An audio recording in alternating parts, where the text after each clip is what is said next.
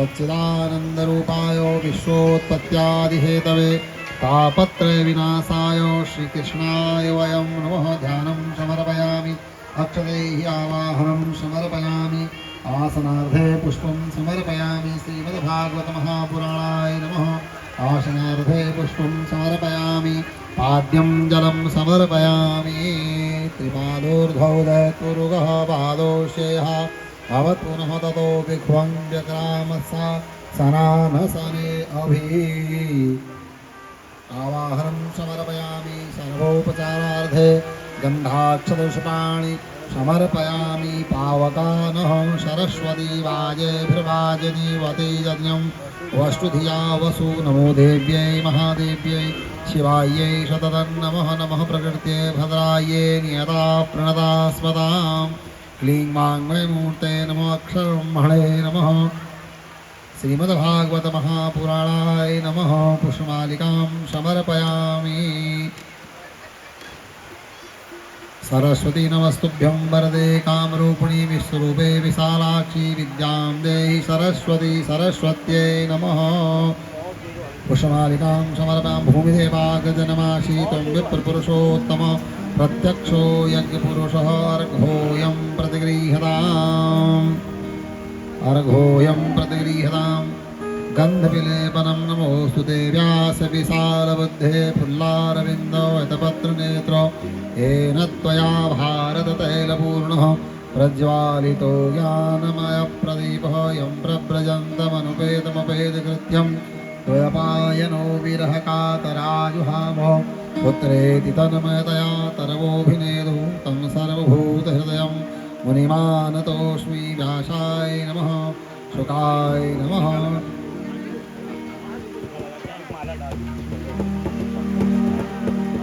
सौनकादिभ्यो नमः। ध्येयं सदा परिभवग्नमभीष्टदोहं तीर्थास्पदं शिवविरञ्जनुतं शरण्यं विद्यार्थिहं प्रणतपालभवामि वन्दे महापुरुषते चरणारविन्दम्। ब्राह्मणानां पूजनं नमो ब्रह्मण्यदेवाय गोब्राह्मणहिताय च जगद्धिताय कृष्णाय गोविन्दाय नमो नमः। सहस्रशीर्षः पुरुषः सहस्राक्षः सहस्रपातो शभूमिगुं सर्वतुज्वा प्रतिदशाङ्गुलम्। कृष्णाय वासुदेवाय हरे परमात्मने प्रणतक्लेशनाशाय गोविन्दाय नमो नमः। ब्रह्मन् ब्राह्मणो ब्रह्मवर्चसी जायतामाराष्ट्रे राजन्यः शूरैकव्योतिव्याधि महारथो जायतां रोधिर्देवर्गोढान्नवानासो सप्तिः पुरन्धरजोखादिष्णोरश्रेष्ठाः सभेयो जुवासतमानसवीरो जायतां निकाम्ये निकाम्ये नः पर्यन्यो अभिवर्गदु फलवत्यो नो हृदयः पश्यन्तां योगक्षेमो नः कल्पतां। ततो नीराजनम् अन्तस्तेजो बहिस्तेजः एकीकृत्या मदब्रह्माराध्यं देवो ग्रहाणमम श्रद्धये। श्री भागवत भगवान की है आरती, पापियों को पाप से है तारती। श्री भागवत भगवान की है आरती, पापियों को पाप से है तारती। ये अमर ग्रंथि मुक्ति पंथी पंचम वेद निराला नव ज्योति जगाने वाला। हरि नाम यही हरि धाम यही जग के मंगल की आरती, पापियों को पाप से है तारती। श्री भागवत भगवान की है आरती, पापियों को पाप से है तारती।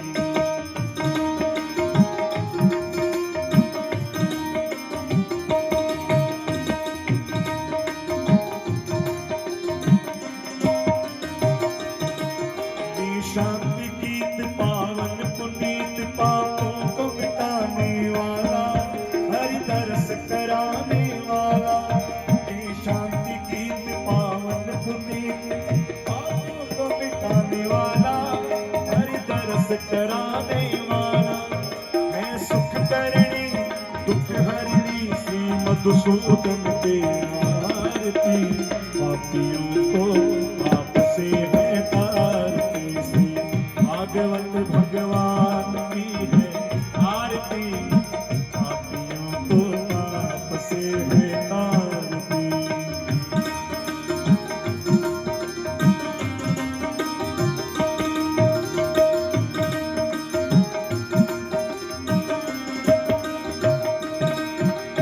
मधुर बोल जगबंद खोल, सन्मार्ग बताने वाला, बिगड़ी को बनाने वाला।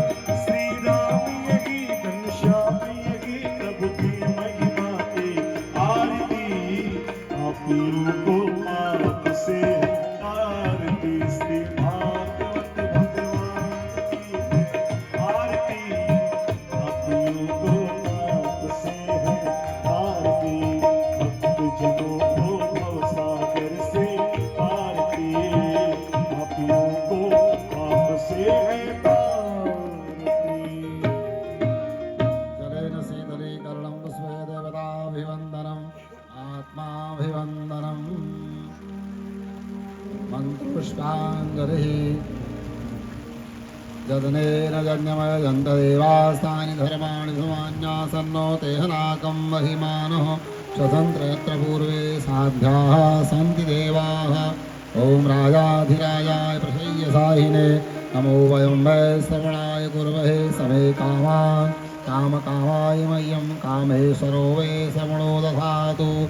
एकदन्ताय धीमहि वक्रतुण्डाय धीमहि तन्नो दन्ति प्रचोदयात्।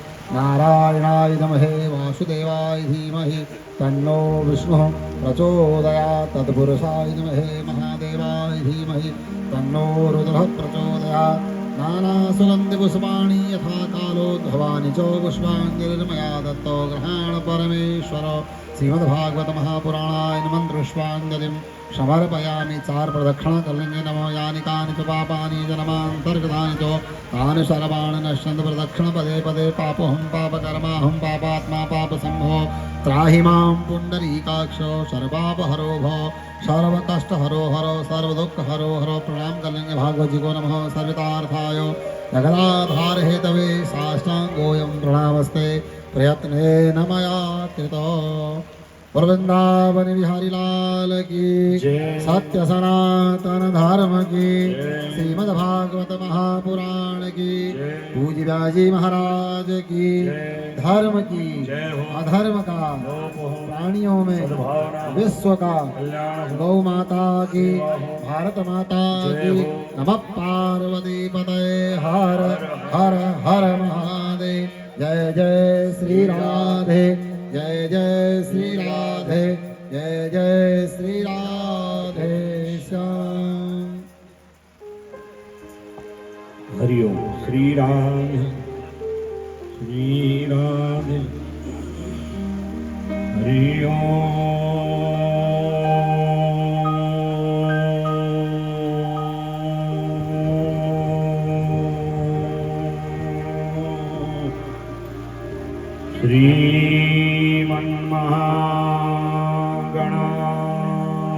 श्रीमन्महागणाधिपतये नमः।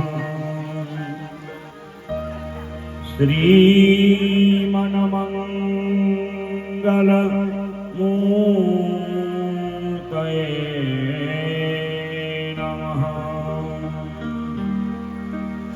गजाननं भूतगणाधिसेवितं कपिध्वजम्मोफलचारुभक्षणम् उमासुतं शोकविनाशकारकं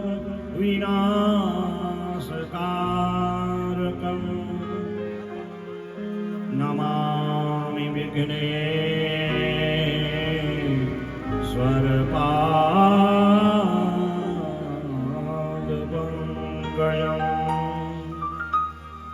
नारायणं नमस्कृत्य नरं चैव नरोत्तमं देवीं सरस्वतीं व्यासं ततो जयमुदीरये।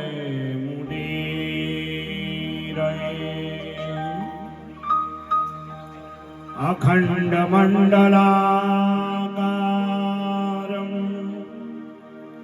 व्याप्तं येन चराचरं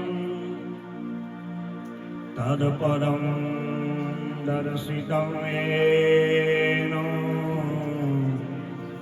तस्मै श्री गुरुवे नमः। सरस्वती महाभागे विद्ये कमललोचने विश्वरूपे विशालाक्षी विद्यां देहि नमोऽस्तु ते।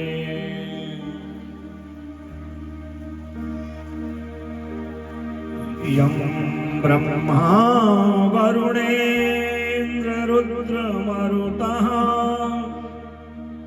स्तुन्वन्ति दिव्यैः स्तवैर् वेदैः साङ्गपदक्रमोपनिषदैर् गायन्ति यं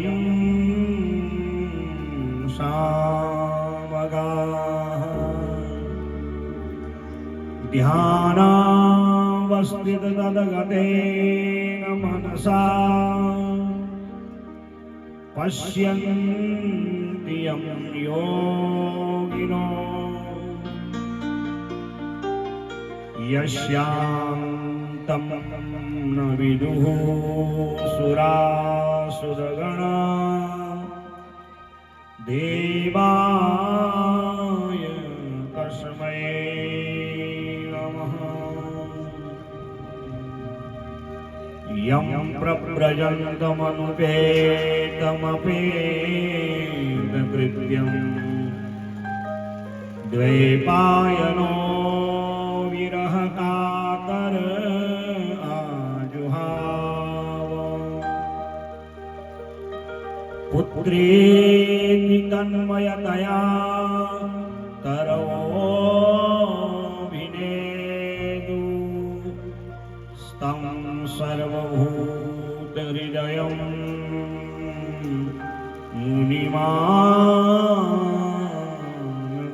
मुनिमानतोऽस्मि। व्यासाय विष्णुरूपाय व्यासरूपाय विष्णवे नमो वै ब्रह्मनिधये वासिष्ठाय नमो नमः। अतुलितबलधामं हेमशैलाभदेहं धनुजवनकृशानं ज्ञानिनाम् अग्रगण्यम् सकलगुणनिधानं वानराणामधीशं रघुपतिप्रियभक्तं वात जातं नमामि। विश्वानि देव सवितर्दुरितानि परासु यद्भद्रं तन्नासु।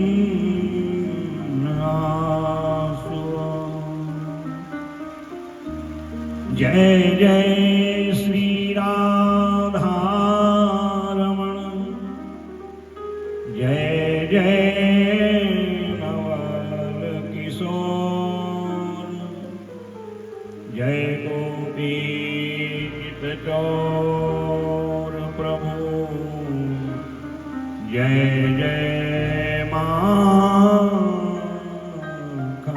चोर जय जय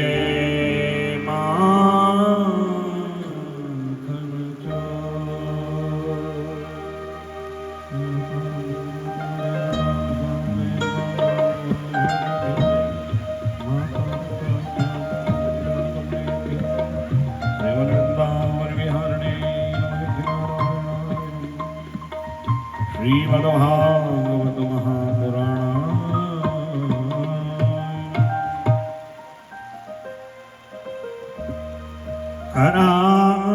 करारविन्देन पदारविन्दं मुखारविन्दे विनिवेशयन्तं वटस्य पत्रस्य पुटे शयानं बालं मुकुन्दं मनसा स्मरामि अग्रे गुरूणां मत पाण्डवानां दुःशासनेन हृतवस्त्रकेशा कृष्णाकलातो सदनन्दनाथा गोविन्ददामो धर्माधवेति श्रीकृष्ण विष्णु मधुकैटभारे भक्तानुकम्पिन् भगवन् मुरारे त्रायस्व मां केशवलोकनाथ गोविन्द दामोदर माधवेति हे गृहे गो अवदोषमोह प्रवेशनं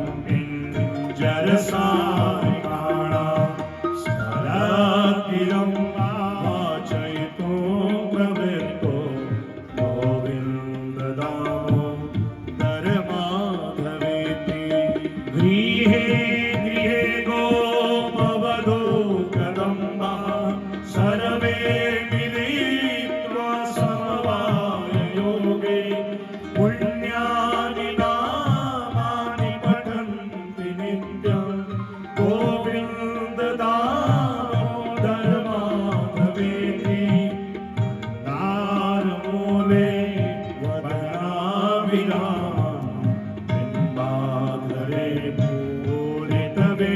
पूरितवेणुनादं गोपगोपी जनमाद्यसंस्थं गोविन्द दामोदर माधवेति एवं ब्रुवाणा विरहापुरावृषा व्रजस्त्रियः कृष्णविशङ्कमानसा विसृज्य लज्जां रुरुदुः सुस्वरं गोविन्द दामोदर माधवेति वेरसज्ञे मधुरवियातं सत्यमृतं त्वां परमं वदामि आवर्णयेथा मधुराक्षराणि गोविन्द दामोदर माधवेति प्रसीद विष्णु रघुवंशनाथ सुरासुरां सुखदुःखहेतो रुरोदसी कातु समुद्रमध्ये गोविन्द दामोदर माधवेति संसारकूपे पतितो जगाते मोहान्तपूर्णे विषयावितप्ते करावलम्बं मम देहि विष्णु गोविन्द दामोदर माधवेति जिह्वे सदैवं भज सुन्दराणि नामानि कृष्णस्य मनोहराणि समस्तभक्त्याविनाशनानि गोविन्द दामोदर माधवेति गोविन्द गोविन्द हरे मुरारे गोविन्द गोविन्द मुकुन्द कृष्ण गोविन्द गोविन्द रथाङ्गपाणे गोविन्द दामोदर माधवेति श्रीकृष्ण राधा वर गोकुलेश गोपाल गोवर्धननाथ विष्णु जिह्वे स्वामृतमेतदेव गोविन्द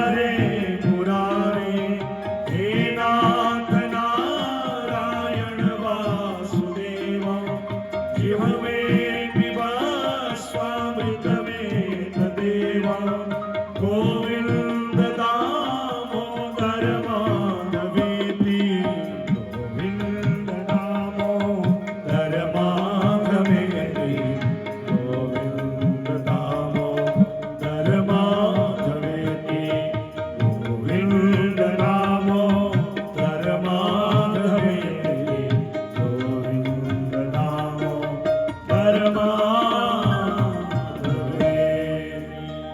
बोले गोविंद दामोदर भगवान की, भागवत भगवान की, इष्ट नारायण भगवान की जय, हितेश्वरी मैया की जय, वृंदावन बिहारी लाल की, सुखदेव भगवान की जय, वेद व्यास भगवान की जय, राजा परीक्षित जी महाराज की जय, यज्ञ नारायण भगवान की जय, गंगे मैया की जय, यमुने महारानी की जय, पापहारिणी तुलसी मैया की जय, गौ माता की, संत समाज की, विप्र समाज की जय, भक्त समाज की जय, जय जय श्री राम। जय जय जय जामित,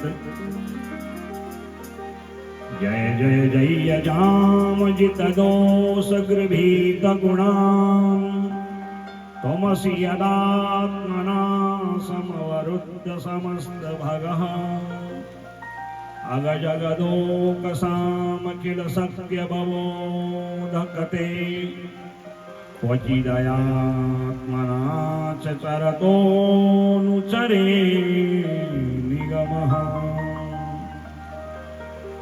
परम मंगल में भागवत संहिता को नमन करते हुए अपने पूज्य माता पिता सद्गुरुदेव इष्ट नारायण परमात्मा को, मंगलमय भागवत भगवान को, बाके बिहारी लाल को नमन करते हुए समस्त संत मंडली, विप्र मंडली, भक्त मंडली को नमन करते हुए, गौ माता यज्ञ नारायण भगवान को नमन करते हुए, आप सभी के हृदयगत आत्मस्वरूप सच्चिदानंद भगवान को नमन करते हुए, श्रीमद् भागवत सप्ताह ज्ञान यज्ञ के विश्राम दिवस कथा में प्रवेश करते हैं। मेरे गोविंद की बड़ी अहेतुकी कृपा है और उन्हीं का ये भक्ति का परिणाम है कि हमारे समस्त छिमवाल परिवार के द्वारा आयोजित इस कथा का आज विश्राम हो रहा है। भगवान की कथा कभी पूर्ण नहीं होती, भागवत पूर्ण हो गई, कथा पूर्ण हो गई, कभी नहीं। ऐसा कहना भी नहीं चाहिए, क्योंकि उसको पूर्ण कर ही नहीं सकता कोई। पूर्णमिदः पूर्णमिदं पूर्णाद पूर्णमुदच्यते पूर्णस्य पूर्णमादाय पूर्णमेवावशिष्यते। उसको तो कोई पूर्ण कर ही नहीं सकता। हरि अनंत, हरि कथा अनंता। 18,000 श्लोक 6-7 घंटा नित्य अगर नियम से पारायण किया जाए तो सप्ताह पर्यंत में वो श्लोक पूर्ण होते हैं। अब 3-4 घंटे में श्लोक जो हो, कथा जो हो, तो इसलिए कथा को विश्राम दिया जाता है। इससे जो पहले कथा हुई थी वहां विश्राम हुआ, तो यहाँ हम इस कथा को आरंभ किए। अब यहाँ कथा विश्राम होगी तो अगली कथा 8 तारीख से वृत्त केदारेश्वर पावन राम गंगा जी के किनारे, फिर उसके बाद अगली कथा। ये कथाएं निरंतर चलते रहती हैं, इसलिए पूर्ण नहीं होती। तो आप सभी लोग आए, हमारे बीच में संत मंडली है, मैं उनको भी प्रणाम करता हूँ। माई जी आई हैं, संत महाराज आए हैं, सब विद्वान ब्राह्मण आए हैं, अतिथि अभ्यागत आए हैं। मैं इस व्यास पीठ से यजमान परिजनों की ओर से आप सभी का हार्दिक अभिनंदन करता हूँ। और ये मेरे गोविंद, मेरे घनश्याम की कितनी बड़ी कृपा है। परसों विवाह में सुंदर खूब झमाझम घनश्याम बरसे, और कल सब बढ़िया ढंग से सुंदर धूप खिली। आज यज्ञादि हुआ, गोदान हुआ और उसके बाद घनश्याम बरसने लगे। और कल मैं सोच रहा था इतनी धूप अगर कल को होगी, और मैंने श्रोताओं से कहा है कि 12 बजे आना, और देखो 11:15 बजे से पहले ही आप लोग आ गए। ये है आकुलता व्याकुलता, भगवान की कथा का रस पान करने की अभिलाषा, जहां पर जाके सत्य स्नेह, जिसका जिसके प्रति स्नेह होता है। तो गोविंद अपना कार्य कर रहे हैं और हमें अपना कार्य करना है। प्रकृति जो करती है वो संतुलित होकर करती है। इतने खुले में मंडप, वैसे सब व्यवस्था बहुत बढ़िया, इसमें कहीं कोई कमी नहीं। इतनी धूप में लग ही नहीं रहा था, इतने कूलर पंखों में, कि जून का महीना, जेठ का महीना है। ये सब व्यवस्था। और आज गोविंद ने सोचा होगा कि लोग आएंगे, धूप में आएंगे, वो तो सब जानते हैं, अंतर मन के भाव को जानते हैं। अभी मैं वो राहुल जी से कह रहा था, देखा आपने? मैंने कहा ये प्रत्यक्ष होता है। भगवत गीता में लिखा है कि यज्ञाद भवति पर्जन्यो, पर्जन्या अन्न समुद्भव, अन्नाद भवति भूतानि, यज्ञ कर्म समुद्भव। यज्ञ से पर्जन्य बरसते हैं, क्योंकि पर्जन्य जब बरसते हैं सारी सृष्टि हरी भरी होती है। और जब सृष्टि हरी भरी होगी, अन्न आदि होगा, तो प्राणियों की रक्षा होगी। इसलिए प्राणियों की रक्षा और प्रकृति के संतुलन के लिए समय समय पर हमें यज्ञ करना चाहिए। हमारे पुराणों में 5 प्रकार के यज्ञ लिखे गए हैं। भूत यज्ञ, देव यज्ञ, मनुष्य यज्ञ, ऋषि यज्ञ और पितृ यज्ञ। और ये 5 यज्ञों का पुण्य यदि लेना हो तो भगवान की कथा से ये 5 यज्ञ का पूर्ण पुण्य मिल जाता है। पहले जो सयानी माताएं जो चूल्हे में आग जला के भोजन बनाती थी, उन्हें याद होगा जब भोजन बनता था तो 5 बार वो चूलिका में डालती थी। भले वो पढ़ी लिखी नहीं होती थी, पर ये शास्त्रीय और वैदिक परंपरा है। इसको पंचचूलिका हवन कहा जाता था। ये 5 ग्रास 5 यज्ञों के निमित्त हैं। पृथ्वी के निमित्त, प्राणियों के निमित्त, मनुष्यों के निमित्त, हमारे पितरों के निमित्त और ऋषियों के निमित्त। अगर ये 5 यज्ञ हम नहीं करते तो हम पितरों और देवताओं की ऋणियां रह जाते हैं। और उस ऋण से यदि मुक्त होना है, श्रीमद्भागवती वार्ता, ये श्रीमद्भागवत यज्ञ सभी यज्ञों में श्रेष्ठ यज्ञ है। तो इसको जो मनोभाव से करते हैं, आज आपके पितर जहां भी होंगे, केवल छिमवाल परिवार के ही नहीं, जिन जिन लोगों ने मनोभाव से इस कथा को सुना है, उनके पितर आज तृप्त हो रहे होंगे, आनंदित हो रहे होंगे, क्योंकि मेरे कुल में कोई भागवत सुनने वाला, भागवत की सेवा करने वाला, भागवत का संकीर्तन करने वाला, भागवत की सेवा में अपना तन मन धन अर्पण करने वाला है। चतुर्थ दिवस कथा में, प्रहलाद जी की कथा प्रसंग में स्वयं भगवान नृसिंह कहते हैं, त्रिसप्तमी पिता पूतः, जिसके कुल में भागवत की कथा सुनने वाला, करने वाला पुत्र होता है, त्रिसप्तमी 21 पीढ़ियों का तरोतारण हो जाता है।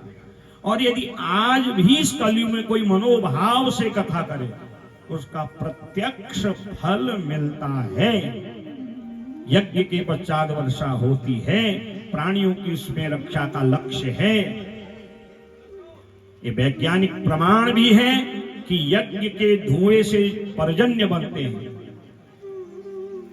ये गाड़ी के कार्बन से, या जितना भी आजकल ये सब चल रहा है प्लास्टिक का, इसको जला करके जो उत्सर्जन हो रहा है, इससे पर्जन्य नहीं बढ़ते, इससे प्रदूषण बढ़ता है। यज्ञ के धुएं से पर्जन्य बनते हैं और वर्षा होती है। आपने यहीं पर इसका प्रत्यक्ष प्रमाण। पिछले वर्ष में बागेश्वर में भागवत जी की कथा कर रहा था, और पिछले वर्ष की जैसी भीषण गर्मी कहीं नहीं थी। मैं इन दिनों आज ही के दिन लखनऊ में भागवत जी का पारायण था, और इतनी गर्मी थी महाराज, मैं सोच रहा था कि अब फिर मैंने हिमालय की 6 दिन की यात्रा में जाना था। फिर ये हमारे भास्कर जी इन्हीं के गांव में इनकी कुल देवी के वहां देवी भागवत की कथा थी और सारे लोग देश विदेश से सब लोग आए थे और इतना भीषण महाराज गर्मी का प्रकोप था। तो एक दिन निवेदन किया, गुरु जी कोई ऐसा उपाय। मैंने कहा उपाय हम क्या करें। तो ऐसे ही पर्जन्य सूक्तों से हवन किया और महाराज जितनी गर्मी थी, कथा के बाद ऊपर वाले ने पहले तो आंधी तूफान के रूप में और आधा घंटा जो वर्षा हुई, पहाड़ों में थोड़ी वर्षा में मौसम अपने आप बदल जाता है। क्योंकि वहां तो 1 बजे से कथा होती थी, दूर दूर से लोग आते थे, 8-8, 10-10, 12-12 किलोमीटर से। उनको भी बहुत परिश्रम हो रहा था, भीषण गर्मी थी पहाड़ जैसी जगह में। तो यदि कोई प्रत्यक्ष मनोभाव से आज यज्ञ करता है, मेरे गोविंद उस पर कृपा करते हैं। नहीं तो ये ऐसे ही नहीं चल रहा होता। आप ऐसे ही यहाँ 3-4 घंटा रोज बैठ के उसकी कथा को नहीं सुन रहे होते। वो कृष्ण हैं जो अपनी ओर आकर्षित करे, अपने बताए हुए शास्त्र के प्रमाण को कलयुग में जो सिद्ध करावे, ऐसा विश्वास जिसको होता है उस पर मेरे गोविंद की बड़ी कृपा होती है। राजा परीक्षित गंगा तट के किनारे अक्षय वट वृक्ष के आश्रय में बैठे हैं। सुखदेव भगवान से भगवान की दिव्य लीला सुनाने का आग्रह कर रहे हैं। भगवान के प्राकट्य से लेके 125 वर्ष की दिव्याति दिव्य द्वारिका लीला पर्यंत लीलाओं का जब वर्णन किया, भगवान के 16,108 विवाह, उनकी गृहस्थी और कैसे द्वारिकापुरी में भगवान सुधर्मा सभा में विराजमान होकर समस्त द्वारिका वासियों के मनोरथ पूर्ण करते हैं।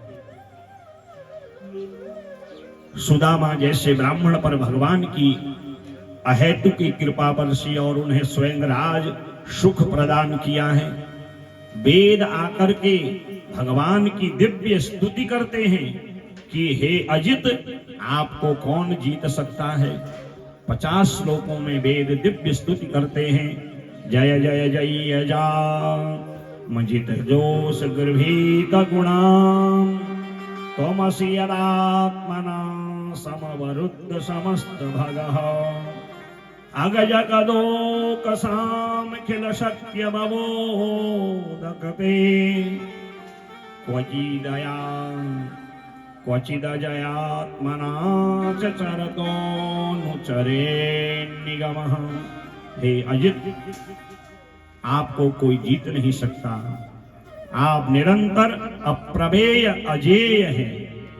आप स्वभाव से षड ऐश्वर्य युक्त हो, इसलिए आपको भगवान कहा गया है। आप अपने भक्तों पर कृपा करते हो, ज्ञानियों को मुक्त करते हो और जो संसार के विषय आदि में लगे हैं उनको अपनी दिव्य माया में फंसा करके अलग अलग योनियों में उनको प्रकट करते हो। आपके गुणों का कोई पारावार नहीं है। दिव्य स्तुति की है। देवकी मां ने निवेदन किया, भगवान अपने 6 बड़े भाइयों को शुतल लोक से लाए, जहां बलि ने उनका स्वागत किया।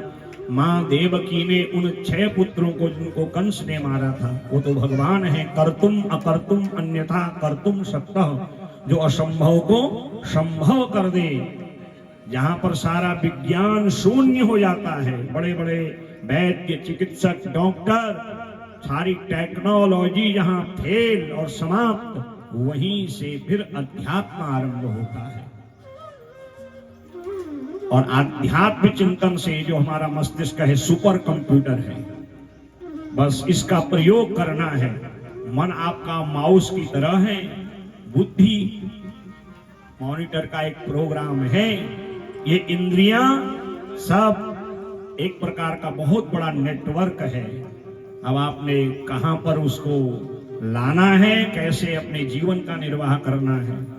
जैसे कंप्यूटर इंजीनियर बड़े बड़े प्रोग्राम बनाता है, सॉफ्टवेयर बना करके विज्ञान में चमत्कार दिखाता है, पर वो प्रयोग कहां से करता है? वो इस महाकंप्यूटर से, ये सुपर कंप्यूटर से ही वो जब दुनिया को नियंत्रित कर सकता है, तो क्या अध्यात्म चेतना के द्वारा क्या परमात्मा का स्वरूप उसका आनंद प्राप्त नहीं कर सकता? कर सकता है, पर जब हमारी रुचि उसमें हो तो भगवान के लिए कुछ भी असंभव नहीं है। जो असंभव को संभव करे परमात्मा। 6 वक्त अपने भाइयों को लाए, मां देवकी ने उनको दुग्ध पान कराया, मां पूर्णिया हुई और भगवान कुरुक्षेत्र में सूर्य ग्रहण पर सभी ब्रजवासियों को दर्शन दिए हैं। और जब अधिक भीड़ होती है ना महाराज, क्योंकि 56 करोड़ यादवों से जितनी आज भारतवर्ष की जनसंख्या है, ठीक आधे तो केवल यादव ही यादव थे, औरों की कल्पना भी नहीं कर सकते। और जहां भीड़ होगी थोड़ा कोलाहल, थोड़ा सा कलह भी होगा। अब कोलाहल और कलह को संयमित करने के लिए, नियंत्रित करने के लिए, संतुलित करने के लिए ही अध्यात्म चाहिए। और ये यदुवंशी आपस में लड़ झगड़ने लगे। 11वें स्कंद में ये दिव्य कथा सुखदेव भगवान राजा परीक्षित को सुनाते हैं। कहते हैं कि पिंडारक क्षेत्र में भगवान का दर्शन करने के लिए विश्वामित्र, असित, कर्ण, दुर्वासा, भृगु, अंगिरा, कश्यप, वामदेव, अत्रि, वशिष्ठ, नारद आदि बड़े बड़े महात्मा आए। तो यदुवंशी राजकुमारों को खुरापात सूझा।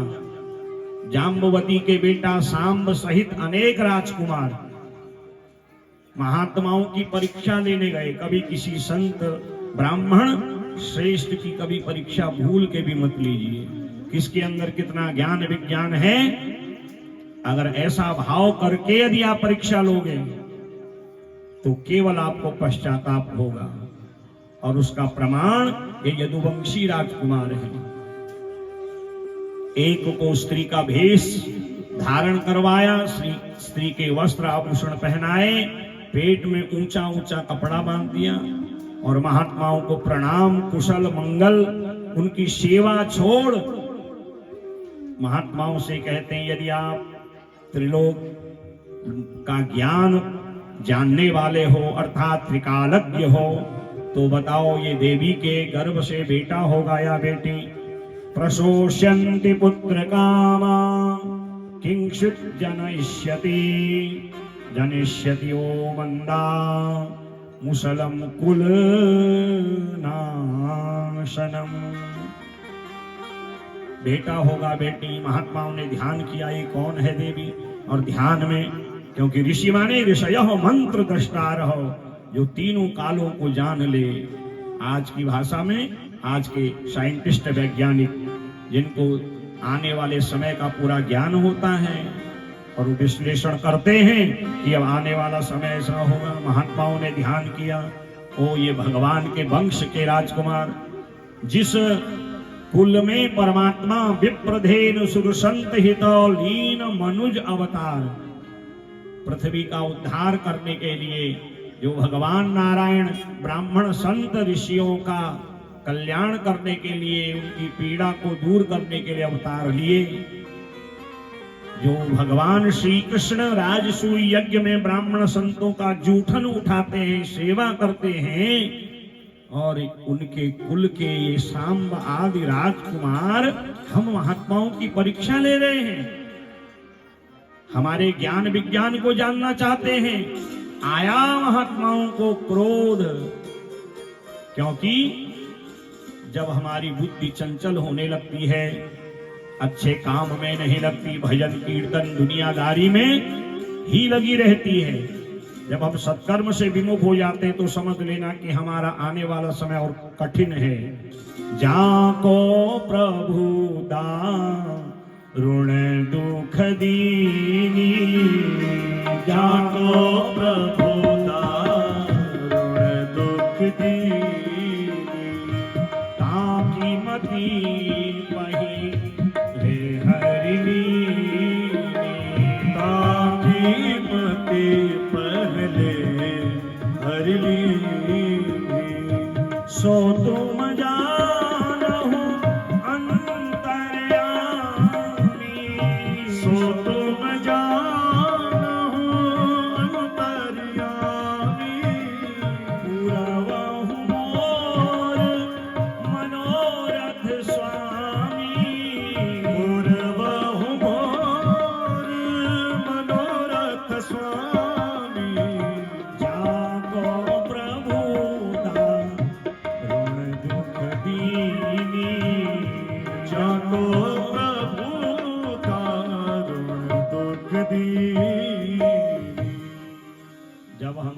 समय बुरा आने वाला होता है तो मति पहले बिगड़ जाती है। रावण जैसे ज्ञानी की मति बिगड़ी, बहुत समझाया मंदोदरी ने, विभीषण ने, परंतु मति बिगड़ी, और जिसकी मति बिगड़ी उसकी गति बिगड़ी है।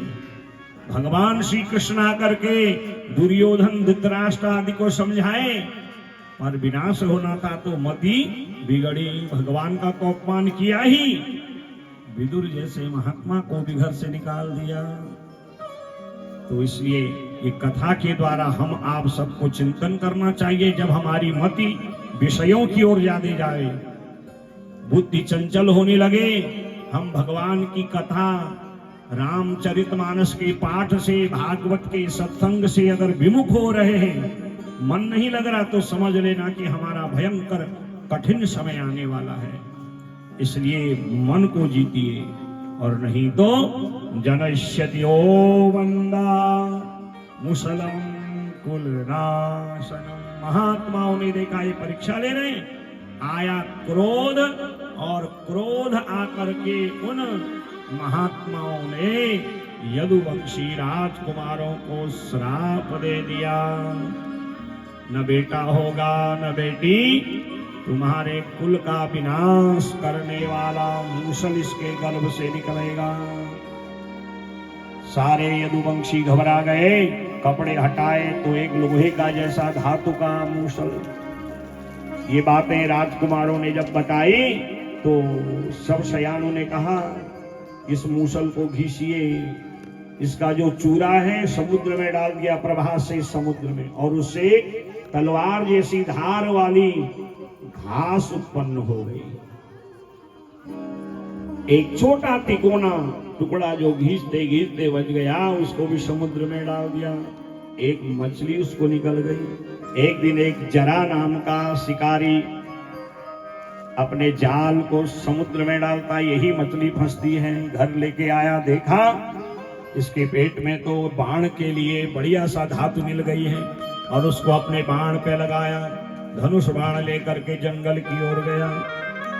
महात्मा ऋषियों के श्राप से, ब्राह्मणों के अपमान के कारण जो इन यदुवंशियों की बुद्धि भ्रष्ट हुई थी, ये आपस में मदिरा पान करने लगे।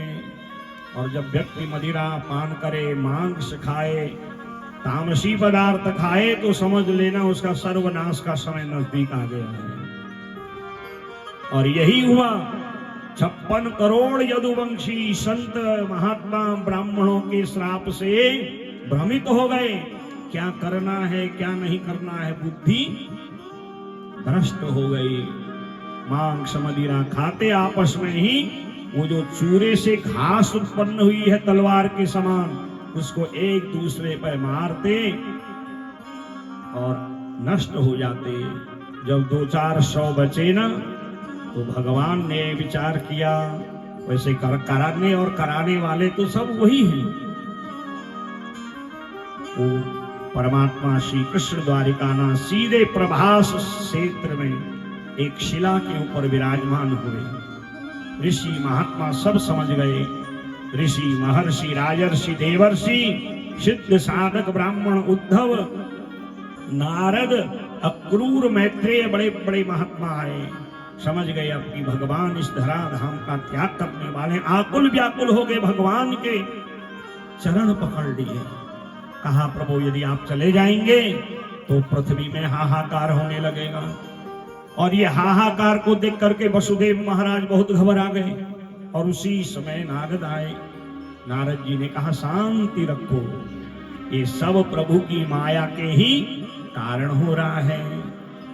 इसलिए इस आकुलता व्याकुलता को शांत करने के लिए, क्योंकि अब तो बात नियंत्रण से बाहर चली गई है, तो इसलिए आध्यात्मिक चेतना जागृत करो, सत्संग करो।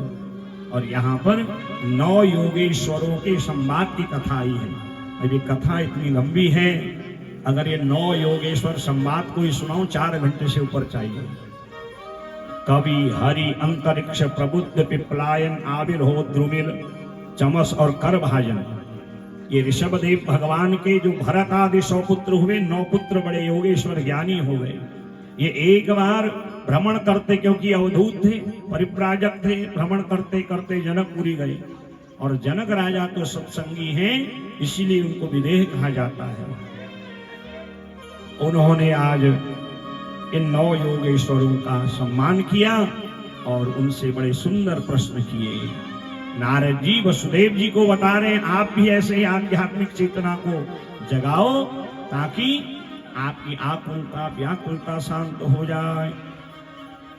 तो जो प्रश्न आज विदेह जनक राज ने किया, वही वसुदेव जी नारद जी से कर रहे हैं। दुर्लभो मानुषो देहो देहिनां क्षणभंगुरः तत्रापि दुर्लभं मन्ये वैकुंठ प्रिय दर्शन। ये मानव का जो दुर्लभ जन्म है, ये दुर्लभ शरीर है, ये किन किन पुण्यों से मिलता है। बड़े भाग मानुष तन पावा। विषयी व्यक्ति इस बात को नहीं जानता, परंतु जो पीड़ा में है, क्लेश में है, वो जानता है मानव तन कितना महत्वपूर्ण है। जो सत्संगी है वो जानता है ये मानव तन क्यों मिला है। जब व्यक्ति पीड़ा में होता है ना, तब सोचता है थोड़े से औषधि उपचार से यदि मैं बच जाऊंगा तो फिर भगवान का भजन करूंगा। मृत्यु शैया में लेटा होता है और एक एक क्षण को जीवित रखना चाहता है, और यदि वो बच गया तो फिर विषय में आसक्त हो जाता है, भूल जाता है दुख के वैराग्य को। परंतु ज्ञानी और सत्संगी तो मानव तन की महत्ता को जानते हैं, इसलिए वो व्यसनों से बच जाते हैं। तो इसलिए वैकुंठ आदि लोकों में जाने से श्रेष्ठ पृथ्वी लोक का मनुष्य बनना है, क्योंकि परमात्मा भी इस लोक में आना चाहते हैं और अपनी लीला करना चाहते हैं। तो मानव को जब जीवन मिले तो उसका धर्म क्या है। तो जो 9 योगेश्वरों के संवाद का उपदेश है, जो जनक जी को 9 योगेश्वरों ने बताया। कवि ने कहा नारायणार्पणमस्तु, हरि ने कहा प्रत्येक जीव में परमात्मा है, अंतरिक्ष ने कहा काल की श्रेष्ठता है, प्रबुद्ध कहते हैं भागवत धर्म और नवधा भक्ति कलयुग के लिए कल्याणकारी है, पिप्पलायन कहते हैं तत्वमसि वही परमात्मा सर्वत्र व्यापक है, निरंतर चिंतन करो। आविर्भूत कहते हैं कि अंतर्मन के भाव से उस परमात्मा को पहचानने का प्रयास करो और अर्चन पूजन आदि परमात्मा करो। ध्रुमिल कहते हैं परमात्मा विराट स्वरूप में है, जो अर्जुन को और जो राजा बलि को दर्शन दिया, इसलिए निरंतर हर जगह उन्हीं को देखो। चमस कहते हैं कि आत्मचिंतन करो, ये मानव तन मिला है। 24 घंटा खाने पीने दुनियादारी के लिए सोचते हो, कितना कमाया कितना बचा, बेटे का बेटी का पत्नी का भाई का, ये सारा हिसाब किताब लगाते हो, अपने परलोक का हिसाब क्यों नहीं लगाते। आत्मचिंतन करो कि मानव तन क्यों मिला है, इस मानव तन की उपयोगिता क्या है। क्या खाना पीना ऐशो आराम करना ही मानव तन की उपयोगिता है, या ये दुर्गुण छोड़ के परमात्मा का चिंतन करते हुए जो कार्य मिला है, व्यापार का कार्य मिला है, नौकरी का मिला है, स्वाध्याय का मिला है, सेवा का मिला, कार्य सब करिए, जहां भी रहो काम करो, क्योंकि बिना कर्म किए कुछ नहीं होगा, क्योंकि ये संसार कर्मशील है। कर्मनिष्ठ बनिए, काम से काम चोरी नहीं करनी है, काम भी करिए और समय लगते भजन भी करिए और काम में परमात्मा का स्मरण करिए। कर भजन कहते हैं 4 युगों में परमात्मा के अलग अलग रूप हैं। सतयुग त्रेता द्वापर में बड़े बड़े यज्ञ आदि होते थे, बड़े बड़े भगवान के अनुष्ठान जब तब किए जाते थे, पर कलयुग में संभव नहीं है। तो कलयुग में कलयुग केवल नाम प्यारा, कलयुग केवल नाम आधारा, कलयुग केवल नाम आधारा, कलयुग अधारा। सुमिरन सुमिरन नर उतरहि पारा। सुमिर सुमिर नर उतरहि पारा। चहु जुग चाहु श्रुति नाम प्रभाव। जहु जुग जहु श्रुति नाम प्रभाव। कलि विशेष नहीं आनि उपाय। कलि विशेष नहीं आदि उपाय। कलियुग केवल नाम आधार। कलयुग केवल नाम आधारा। इस कलयुग में दुनियादारी करते रहो और नाम जपते रहो। जहां भी हो वहीं परमात्मा की कृपा बरसेगी। 2 दिन का जग में मेला, सब चला चली का ठेला। 2 दिन का जग में मेला, सब चला चली का खेला। 2 दिन का जग में मेला, 2 दिन का जग में मेला, सब चला चली का ठेला। सब चला चली का खेला। श्री राधे।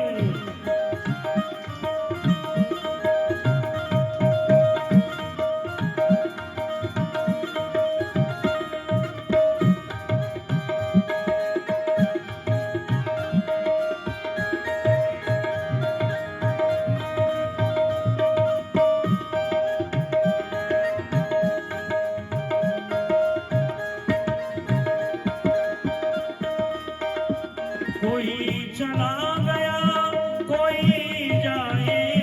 कोई चला गया कोई जाए। कोई चला गया कोई जावे। कोई चला गया कोई जाए। कोई गठरी बांध सिधारे। कोई गठरी बात सिधारे। कोई खड़ा तैयार अकेला। कोई खड़ा तैयार अकेला। सब चला चली का खेला। सब चला चली का खेला। 2 दिन का जग में मेला। 2 दिन का जग में मेला। सब चला चली का खेला। सब चला चली का खेला।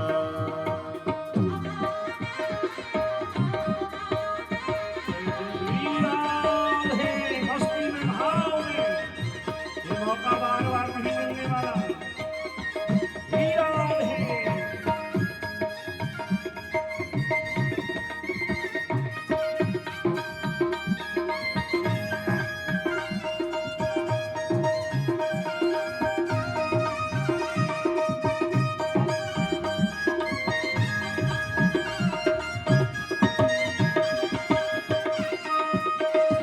कर पाप कपट छल माया। कर पाप कपट छल माया। धन लाख करोड़ कमाया। धन लाख करोड़ कमाया। संग चले न एक अधेला। संग चले न एक अकेला। सब चला चली का खेला। सब चला चली का खेला। सब चला चली का खेला। सब चला चली का खेला। श्री राधे।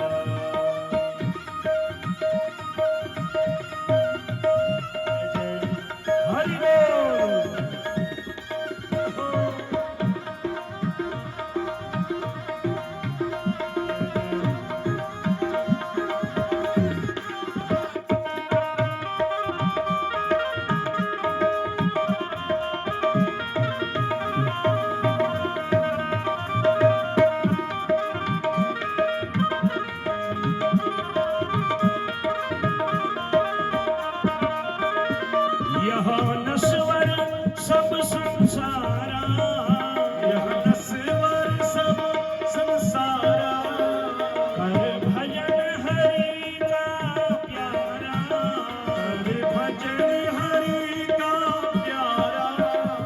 इस भागवत कथा के बाद यहाँ से कुछ न कुछ तो लेके जाना है ना। भंडारे का हलवा पूरी नहीं, दुनिया की बुराई नहीं, बल्कि बुराई छोड़ना है, प्रसाद भी जम के खाना है, कोई कमी नहीं है। परंतु यहाँ से क्या ले जाना है, ये 8 दिन की कथा से कुछ न कुछ तो हमारे जीवन में परिवर्तन करने के लिए मिला ही होगा, कोई न कोई ऐसा सूत्र मिला होगा। और अगर कुछ नहीं मिला तो हम आपको बता रहे हैं, भागवत का मूल उद्देश्य है हम भगवान से जुड़े और उसका भजन करें। ओम नमः शिवाय, ओम नमः शिवाय, नमः शिवाय, ओम नमः शिवाय, नमः शिवाय, ओम नमः शिवाय, नमः शिवाय, ओम नमः शिवाय, हर हर बोले नमः शिवाय, हर हर भोले नमः शिवाय, दुर्गतिनाशिनी दुर्गे जय जय, दुर्गतिनाशिनी दुर्गे जय जय, काल विनाशिनी काली जय जय, काल विनाशिनी काली जय जय, दुर्गतिनाशिनी दुर्गे जय जय, दुर्गतिनाशिनी दुर्गे जय जय, नारायण नारायण नारायण, नारायण नारायण नारायण, भजमन नारायण नारायण नारायण, नारायण नारायण नारायण, यह नश्वर सब संसारा, यह नश्वर सब संसारा, कर भजन हरि का प्यारा, कर भजन हरि का प्यारा। ब्रह्मानंद कहे सुन चेला, ब्रह्मानंद कहे सुन चेला, सब चला चली का खेला, सब चला चली का खेला, 2 दिन का जग में मेला, 2 दिन का जग में मेला, सब चला चली का खेला, सब चला चली का खेला, सब चला चली का खेला, सब चला चली का खेला। बोले भगवत भगवान की। ये भागवत का सार 9 योगेश्वरों ने जनक जी को दिया। यही बात आज सुखदेव कहते हैं, राजन परीक्षित, तुम जिस कथा को सुन रहे हो इसी का सार नारद जी ने वसुदेव जी को दिया। तब वसुदेव जी की आकुलता व्याकुलता शांत हुई। सारे महात्मा प्रभास क्षेत्र में भगवान से निवेदन करने लगे, आप चले जाओगे क्या होगा? भगवान ने कहा चिंता मत करो, मैं अपने दिव्य ज्ञान रूप में भागवत जी में प्रवेश कर रहा हूं। जो इस भागवत को अपने घर में रखेंगे, इसका पाठ करेंगे, श्लोक उच्चारण करेंगे, श्लोकों को कान से सुनेंगे, इसका पारायण करेंगे, इसका पूजन करेंगे, अपने माथे पे रख के इसकी परिक्रमा करेंगे, तो ऐसे लोगों के घर में कभी कलयुग प्रवेश नहीं करेगा। इसलिए मैं भागवत कथा में अधिक से अधिक श्लोक सुनाने का प्रयास करता हूँ। अब आज तो कथा में केवल ज्यादा नृत्य गायन आदि झांकियां चल रही हैं। ये कथा की मर्यादा नहीं है। गाने और नाचने के लिए, झांकी के लिए कोई उत्सव है, ये भागवत कथा है। इसमें अधिक से अधिक कथा होना चाहिए, वक्ता को अधिक से अधिक श्लोक बोलना चाहिए, श्रोताओं को भी बोलना चाहिए। अब ये परंपरा श्लोक की समाप्त होते जा रही है, क्योंकि श्लोक तो वही सुनाएगा, वही बोलेगा निरंतर जो स्वाध्याय करेगा। तो ये व्यासपीठ धन कमाने का साधन नहीं है, क्योंकि जब व्यासपीठ में बैठ के कोई वक्ता कथा करता है तो उसको विश्वास जगाना पड़ता है, क्योंकि मैं आपको विश्वास दिला रहा हूं, मैं स्वयं ही विश्वास में नहीं हूं। मैं धन के चक्कर में पड़ा हूंगा तो कैसे मेरी वाणी से दिया ज्ञान आपके लिए कल्याणकारी होगा, कैसे वही अनुष्ठान सिद्ध होगा। ये व्यासपीठ कोई धन कमाने का साधन नहीं है, ये ज्ञान का साधन है। ये कलयुग में आकुल व्याकुल लोगों को भगवान से जोड़ने का साधन है। अब आजकल हम ज्यादा चर्चा नहीं करते हैं। जिस कथा में ज्यादा नाच गाना झांकियां लोग कहते वही कथा है। कथा नहीं है, वो मनोरंजन है। ये कथा मनोभंजन के लिए है। राजा परीक्षित 7 दिन पहले कैसे आया था, मैं मरूंगा, आकुलता व्याकुलता, मन मन में भय। अगर वो झांकी दिखाते रहते, भजनी गाते रहते, तो राजा परीक्षित का भय दूर होता। सारी कथा विस्तार पूर्वक एक एक श्लोक का अर्थ समझाया, भगवान की विभूतियों का वर्णन, बड़े बड़े राजर्षि ऋषियों का वर्णन किया, कैसे उनका कल्याण हुआ। तो एक कथा कल्याण मार्ग को बताने वाली है, भगवान से मिलाने वाली है, भगवान का आत्मसात कराने वाली है। तो इस कथा में अधिक से अधिक श्लोक सुनना चाहिए और श्रोताओं को भी उच्चारण करना चाहिए। इसलिए मैं कथा विश्राम के दिन 2 श्लोक श्रोताओं से भी वाणी से उच्चारण कराता हूं, ताकि उनको संपूर्ण भागवत का फल मिल जावे। आज भगवान स्वयं कहते, मैं राधा रानी सहित भागवत जी में प्रवेश कर रहा हूं। जैसे मेरा मंदिर में पाषाण मूर्ति रूप में दर्शन होगा, चित्र में फोटो के रूप में, वैसे ही भागवत में मैं अक्षर रूप में विराजमान हो जाऊंगा। ऐसा वांगमयी मूर्ति प्रत्यक्षा वर्तते हरे। ये साक्षात भगवान का अक्षर रूप है, शब्द रूप है, वांगमय। इसीलिए हम इनको प्रणाम करते, इनका पूजन करते। इनका पूजन करना, इन श्लोकों को सुनना, इन श्लोकों को गाना, ये भगवान श्री राधा कृष्ण की ही पूजा है, अर्चा है, उनको प्रसन्न करने के लिए है। इस भाव से जो कथा सुनते हैं, उनके समस्त संकल्प को मेरे गोविंद पूर्ण करते हैं। उनके पितर स्वर्गादि लोकों में तृप्त होते हैं। तब जाके वसुदेव जी को आनंद हुआ और भगवान अपने दिव्य भक्ति योग, ज्ञान योग, निष्काम भक्ति योग, 3 योगों को प्रदान किया। और इसमें दत्तात्रेय अवतार, उनके 24 गुरुओं की ऐसी ऐसी अवधूतोपाख्यान दिव्य कथाएं हैं। अब परंतु समय का एक सिद्धांत है, समय की एक मर्यादा है। बहुत कथाएं कही नहीं जा सकती हैं, परंतु उनका स्पर्श करके उनको संक्षिप्त रूप में श्रवण करा के कथाओं को आगे बढ़ाना पड़ता है। आज सभी महात्मा आनंदित भी हैं और भगवान इस धराधाम को त्याग रहे हैं, आकुल व्याकुल भी हैं। आज उद्धव बहुत आकुल व्याकुल है। उद्धव से भगवान कहते हैं, आप हमारी चरण पादुका को लेके बद्रीनाथ पे जाओ और हमारा ध्यान करके अंततः हम में ही मिल जाओ। और इधर सारे महात्मा विदा हुए हैं। दारुक अपने सारथी को, जो भगवान का रथ चलाते हैं, कहा कि जाओ, आज से 7वें दिन द्वारिका जल में डूब जाएगी। जो आज द्वारिका है ना, ये तो वर्षों पूर्व, हजारों वर्षों पूर्व पूज्यपाद स्वामी शंकराचार्य महाराज जी के द्वारा निर्मित है। जो भगवान ने द्वारिका बनाई, आज उसके अवशेष जो है विज्ञान ढूंढ रहा है समुद्र में। वो द्वारिका नदी, भगवान जो पुरी है, उसको डुबो गए। दारुक आकुल व्याकुल बहुत समझाया, कहा आप जाओ और बताओ कि ये 7वें दिन द्वारिका डूब जाएगी, जिसे बचना है सो बचे। बचे ही कितने, यदुवंशी थे।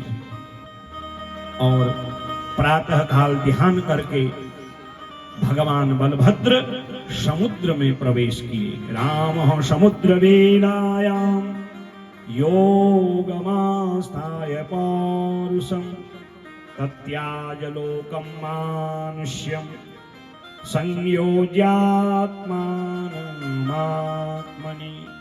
भगवान बलभद्र शेषावतार हैं और शेषनाग समुद्र में रहते हैं। वो अपने ही रूप में मिल गए, समुद्र में प्रवेश कर गए। बोले बलभद्र भगवान की जय।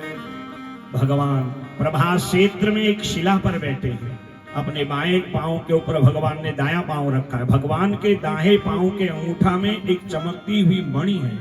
और ये मणि कैसे लगती है, जैसे मृगसार, मृग की आंख। और उसी समय ये जरा नाम का व्याध, जिसने अपने बाण पर वो लोहे का मूसल का टुकड़ा बांधा था, क्योंकि महात्मा ब्राह्मणों के श्राप को भगवान ने स्वीकारना था। इसी से यदुवंश नष्ट होना था। चूरे से घास उत्पन्न हुई, यदुवंशी एक दूसरे पर तलवार की तरह उस घास को फेंकते नष्ट होते, और तिकों ने टुकड़े को बाण में रख के जरा व्याध शिकार खेलने गया तो भगवान के दाएं पांव के अंगूठे को मृगसार, मृग की आंख समझा। मृगास्याकारं तच्चरणं बिभ्याद मृगशंकया भीतपपात शिरसा पादयोरसुरद्विषः, और भगवान के चरणों पर बाण मारा। भगवान ने महात्माओं का सम्मान किया है मणिमन। और जैसे ये जरा व्याध वहां पर गया, देखा ये तो द्वारिका नाथ है, कृष्ण है। दंडवत भीतः पपात शिरसा, दंडवत किया, कांप रहा है। भगवान कहते क्यों कांप रहा है? तूने जो किया ना ये सब मेरी इच्छा से किया, ये जो कुछ हो रहा है सब मेरी इच्छा से हो रहा है। तू निर्भय हो। कहता नहीं नहीं मैंने बाण मारा, लोग आपके चरणों की पूजा करते, मैं आपके चरणों। अरे नहीं, तूने बाण नहीं मारा, तेरा मेरा उद्धार पूरा हो गया। तू त्रेता में बाली था, मैंने छिपके बाण मारा था, और तब तूने प्रश्न चिन्ह लगाया था, मेरा भाई तो तुम्हारा प्रिय हो गया और मैं तुम्हारा शत्रु बन गया। मेरी तो आपसे कोई शत्रुता नहीं थी। भगवान ने वहां नीति न्याय धर्म के उपदेश दिए थे कि क्यों मारा, परंतु यदि तू समझता है मैंने चुपके मारा तो अगले जन्म में जरा व्याध बनना, मैं कृष्ण बनूंगा। भगवान कहते हैं ऋण नहीं रखता, इसलिए तू मेरा दर्शन करते ही आज भय से दूर हो जा, और तुझे वही परम गति मिलेगी जो बड़े बड़े साधकों को, ज्ञानियों को मिलती है। तन्मासु जहि वैकुंठम पापमानम मृगलुब्धकम। भले ही तूने बड़े बड़े पशु पक्षियों को मार के पाप कर्म किया, परंतु मेरा दर्शन करते ही तेरे सारे पाप नष्ट हो जाएंगे। और वहां से जरा व्याध गया है, भगवान ने गोलोक का ध्यान किया है। दिव्य एक विमान वहां पर आया। भगवान का देह कोई मानसीय देह तो है नहीं, वो तो स्वर्ण से तपाया हुआ दिव्य देह है। वो पांच भौतिक नहीं, वो दिव्य देह है, ज्योतिर्मय देव है। जैसे ज्योति सूर्य में मिल जाती है, ज्योति का कभी विनाश नहीं होता, वैसे ही भगवान का दिव्य देह गोलोक से आए हैं, वो इस विमान में विराजमान हुआ, जिसमें राधा रानी विराजमान है।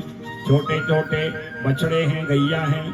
भगवान के गोलोक के परिचारक सेवक परिचर्या करने वाले हैं। शंख घंट घड़ियाल बजने लगे, देवता स्वर्ग से पुष्प वर्षा करने लगे, और उसी समय भगवान लोकाभिरामं स्वतनु धारणा ध्यान मंगलम योग धारणयाग्नेया दग्ध्वा धामा विशस्वतम्। घंट घड़ियाल मृदंग भेरियां बजने लगी, पुष्प वर्षा होने लगी, और भगवान संसार के कल्याण के लिए, पृथ्वी के उद्धार के लिए आए, उद्धार किया, और राधा रानी सहित गोलोक को प्रस्थान कर गए। बोले द्वारिका नाथ भगवान की जय। गोलोका पीठाश्वर भगवान की जय। जैसे आए वैसे ही हे राजा परीक्षित भगवान अपने लोगों को प्रस्थान कर गए। हे राजन, भगवान के जाते ही कलयुग आया, और कलयुग ने तेरी बुद्धि को बिगाड़ा। तूने शमीक महात्मा का अपमान किया, और तुझे उनके पुत्र ने 7वें दिन तक्षक से डसने का श्राप दिया। हे राजन, ये कलयुग आते ही ऐसे ही लोगों की बुद्धि बिगड़ेगी। कथा में लोग सोचते हैं सावधान होकर कर्म करेंगे, प्रसाद मिला, चरणामृत मिली और भंडारे का प्रसाद खाया, सारी कथा वहीं छोड़ जाते हैं, जीवन में परिवर्तन नहीं लाते। इसीलिए हम जैसे हैं वैसे ही रह जाते हैं। नहीं तो ये भागवत निगम कल्प तरोह गलितम फलम, ये कल्प वृक्ष है जो मनोभाव से 7 दिन तक नियम संयम पूर्वक इसको सुनता है, उसके समस्त मनोरथ पूर्ण होते हैं। और हमने तो अपने जीवन में ऐसे ऐसे भक्तों को देखा, ऐसे रसिकों को देखा है, और जो वर्ष वर्ष में कथा कराते हैं, और कहां ते कहां पहुंच गए हैं। इस लोक का सुख संसाधन भी मिलता है और परलोक में आनंद होता है। और जो इस कलयुग में न ध्यान करेगा, न चिंतन करेगा, न कथा सुनेगा, तो उसकी बुद्धि तेरी जैसे कलयुग ने बिगाड़ी वैसे ही उसकी बुद्धि बिगड़ेगी।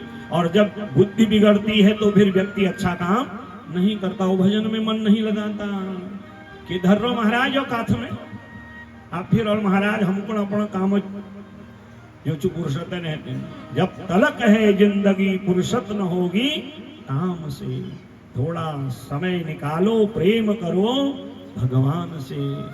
जाना वही है दुर्गति न हो, कमाए हुए धन से पुत्र उल्टा सीधा काम न करे। इसे संतान को, परिवार को लेके सत्संग करो। वर्ष में जैसे घूमने जाते हो छुट्टियों में ना, वैसे ही 2, 4, 6 दिन वर्ष में परिवार के साथ आश्रमों में जाओ, विद्वान ब्राह्मण के घर में जाओ, संत महात्मा की कुटिया में जाओ, उनकी दिनचर्या को देखो, अपने बच्चों को बताओ ये हमारी सनातनी परंपरा है। ऐसे जीवन में शांति मिलेगी। लाखों करोड़ों अरबों कमा के शांति नहीं मिलेगी। अगर पैसा धन कमा के शांति मिलती तो बड़े बड़े राजा महाराजा धन्ना से कभी दुखी नहीं होते। सुख का साधन परमात्मा का भजन है, और जो साधना से साधन मिलते हैं वो आनंद देते हैं, और जो साधना को छोड़ के साधनों की तरफ भागता है दिन प्रतिदिन दुख मिलता है। हे राजन, इसलिए कलयुग में भजन ही श्रेष्ठ है। फिर कलयुग के राजाओं का वर्णन बताया है। 3800 वर्ष तक जरासंध के पुत्र सहदेव है, पुरंजन है, उसका मंत्री प्रद्योत है, नंद वंश, चंद्रगुप्त वंश, अशोक वंश के दिव्य राजाओं का बड़ा वर्णन लिखा है। कहा ज्यों ज्यों कलयुग बढ़ेगा लोगों की बुद्धि बिगड़ेगी। हम खुद देख रहे हैं, हम आज से 20, 25, 30 साल पहले जब कथा करते थे कितना मनोभाव होता था। तब संसाधन नहीं होते थे, इतना बढ़िया माइक नहीं होता था, बहुत बढ़िया संगीत नहीं होता था, और 4-4 घंटा कथा होती थी, और लोग निमंत्रण मिले ना मिले काम धाम छोड़ के कथा सुनने जाते थे। और हम देख रहे 20-25 साल में इतना अंतर आ गया। अब तो बढ़िया निमंत्रण पत्र छपाओ, बैठने की बढ़िया चकाचक व्यवस्था, खाना पीना ठाट बाट सब बढ़िया करो। तब कहीं हम लोग अपने घर से निकलते हैं जैसे यजमान पर या भगवान पर एहसान कर रहे हैं। आत्म कल्याण की चिंता किसी को नहीं है। सुखदेव कहते राजन, कलयुग बढ़ते ही रहेगा, बुद्धि चंचल होते रहेगी, और जब भयंकर कलयुग आएगा 20 से 30 वर्ष की आयु रह जाएगी। छोटे छोटे वृक्षों में चढ़ने के लिए व्यक्ति को सीढ़ी लगानी पड़ेगी।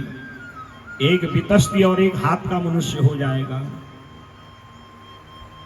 अति अनीति, दुराचार, कुकर्म, अन्याय, अधर्म पृथ्वी में बढ़ेगा। और जब भयंकर कलयुग आएगा तो उस समय उस कलयुग के अधर्म को, अन्याय को, अनीति को शांत करने के लिए महात्मा, ऋषि, ज्ञानी, ब्राह्मण भगवान को पुकारेंगे। और तब भगवान संभलग्राम मुख्यस्य ब्राह्मणस्य महात्मनः भवने विष्णु यशः कल्किः प्रादुर्भविष्यति। तब संभल गांव में विष्णु यश ब्राह्मण के घर में भगवान कल की अवतरित होंगे। संभल गांव तो आजकल सब लोग जानने लग गए हैं, जहां खोदो वहीं परमात्मा निकल रहा है, मंदिर निकल रहा है। क्योंकि जब भगवान के आने का समय होता है, ये सब व्यवस्थाएं ऐसी बन जाती हैं, वैसे राजा आते हैं, वैसी प्रजा की स्थिति होती है। अभी समय है, ये समय ऐसे ही जब सुधरेगा कब होगा? यदा चंद्रस्य सूर्यस्य तिष्य तथा तिष्य बृहस्पति एक राशो समेष्यन्ति तदा भविष्यति कृतम्। जब सूर्य, चंद्रमा, बृहस्पति पुष्य नक्षत्र में एक साथ प्रवेश करेंगे तब यह अनुकूल समय होगा। और तब भगवान नारायण दिव्य आज विष्णु यश ब्राह्मण के घर में कल की नारायण के रूप में अवतार लेंगे। बोले कल की नारायण भगवान की। जैसे हमारे पहाड़ में गोलजू है ना, वैसा ही उनका अवतार होगा। घोड़े में अश्वारूढ़ होंगे, अपने खड्ग से 3 दिन रात में सभी अनीति अधर्म करने वाले दुष्टों का संहार कर पृथ्वी में धर्म की स्थापना करेंगे। हे राजन, भले ही कलयुग में बहुत दोष हैं, कलेर दोष निधे राजन, हि अस्ति एको महान गुणः, कीर्तनादेव कृष्णस्य मुक्त संगः परम व्रजे। कृते अध्यायतो विष्णुं त्रेतायां यजतो मखैः, द्वापरे परिचर्यायां कलो तद्धरी कीर्तना। कलयुग में बहुत दोष हैं राजन, परंतु जो कलयुग में भगवान का भजन करेगा, काम भी करेगा, भजन भी करेगा, तो उसको उस बड़े बड़े यज्ञ अनुष्ठान का फल मिलेगा। कलयुग केवल हरि गुण गाहा, गावहि नर पावहि भव थाहा। वो भव सागर से पार हो जाएगा। अब तुझे क्या सुनना है? और सुखदेव भगवान ने एक अध्याय में अंतिम उपदेश राजा परीक्षित को दिए। घटे भिन्ने यथाकाशो आकाशो सा विधा पुरा, एवं देहे मृते जीवो ब्रह्म संपद्यते पुनः। हे राजन, ये तेरी जो आत्मा है वो मेरे अंदर भी है, सब में है, और ये आत्मा परमात्मा का ही प्रतिबिंब है, उन्हीं का स्वरूप है, और जीव का लक्ष्य अंततः उनमें मिलने का होता है। आत्मा कार्य कारण से परे है, व्यक्त अव्यक्त से परे है। न इसको शस्त्र काट सकता है, न अग्नि जला सकती है, न पानी बहा सकता है, न हवा इसका शोषण कर सकता है। अजो नित्यम शाश्वतो यम पुराण।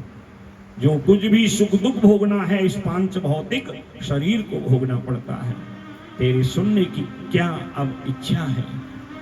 आज राजा भाव विभोर हो गया, नेत्रों से जल बरसने लगा। सारी आकुलता व्याकुलता जो 7 दिन पहले थी वो शांत हो गई। हाथ जोड़ के निवेदन करता है, सिद्धोस्म्यनुगृहीतोस्मि भवता करुणात्मना, श्रावितो यच्च मे साक्षात् अनादि निधनं हरिः, अज्ञानं च निरस्तं मे ज्ञान विज्ञान निष्ठया, भवता दर्शितं क्षेमं परम भगवतः पदम। आज मैं सिद्ध हो गया हूँ, आपने मुझे अनुग्रहित कर लिया है।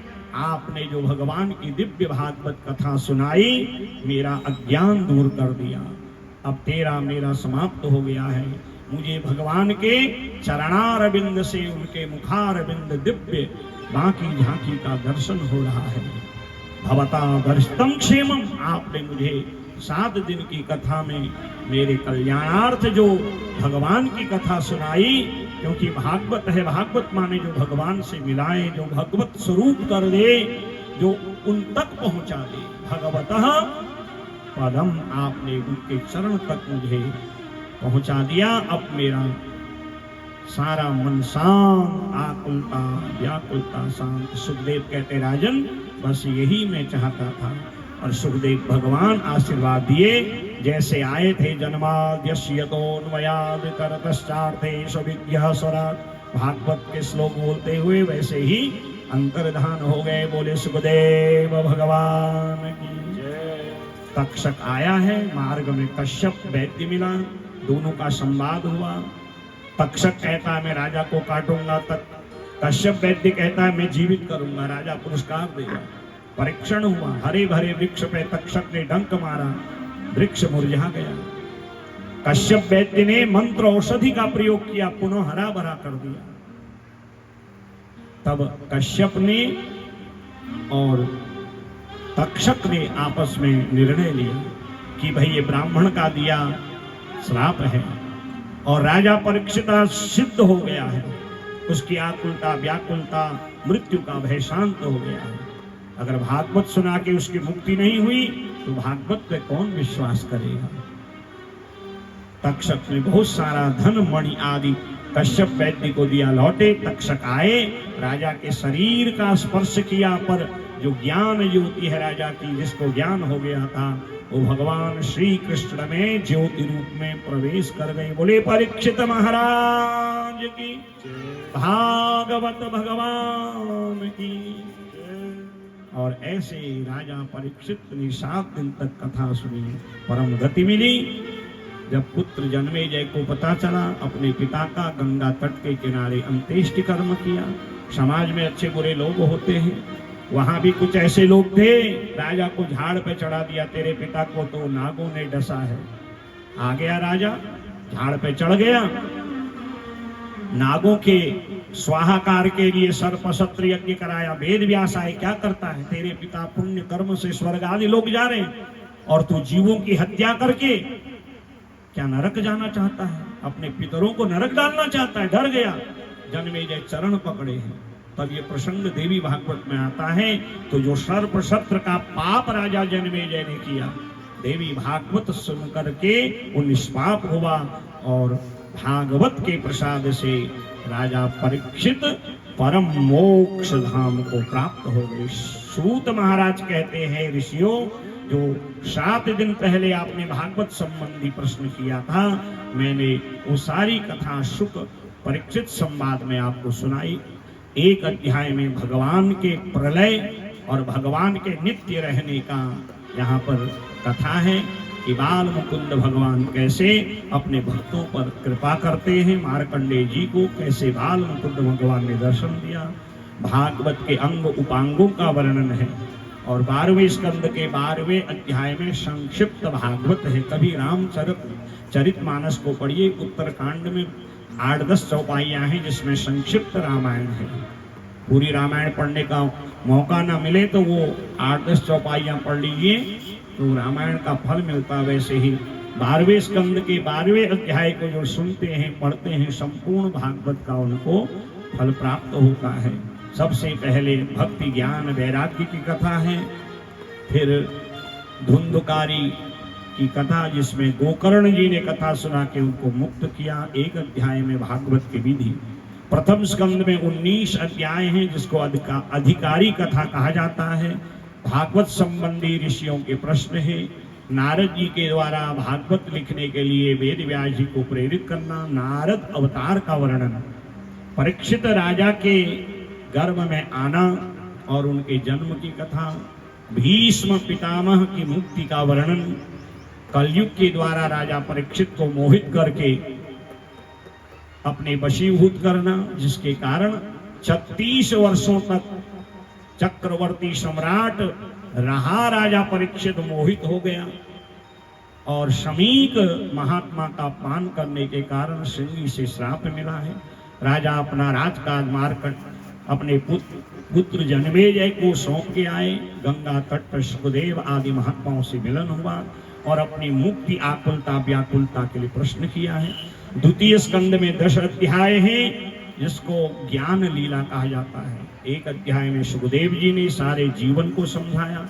चतुश्लोकी भागवत बताई, भागवत के 10 लक्षण बताए। तृतीय स्कंद को सर्ग कथा कहा जाता है जिसमें विदुर मैत्रेय संवाद में सृष्टि के निर्माण और वराह नारायण अवतार का वर्णन, कपिल देव भगवान के अवतार की कथा और 9 अध्यायों में कपिल गीता की कथा है। चतुर्थ स्कंद में 4 प्रकरण हैं। धर्म अर्थ काम और मोक्ष। धर्म प्रकरण में सती शिव का पावन चरित्र। अर्थ प्रकरण में ध्रुव जी की कथा। मोक्ष प्रकरण में पृथु नारायण अवतार का वर्णन और सनत कुमार के द्वारा उनको दिए गए भागवत उपदेशों का वर्णन। मोक्ष प्रकरण में प्राचीन वर्य प्रचेताओं को नारद जी के द्वारा दिए गए रुद्र गीता का ज्ञान और मुक्ति का वर्णन। पंचम स्कंद अधिकतर गद्यात्मक कथा का है।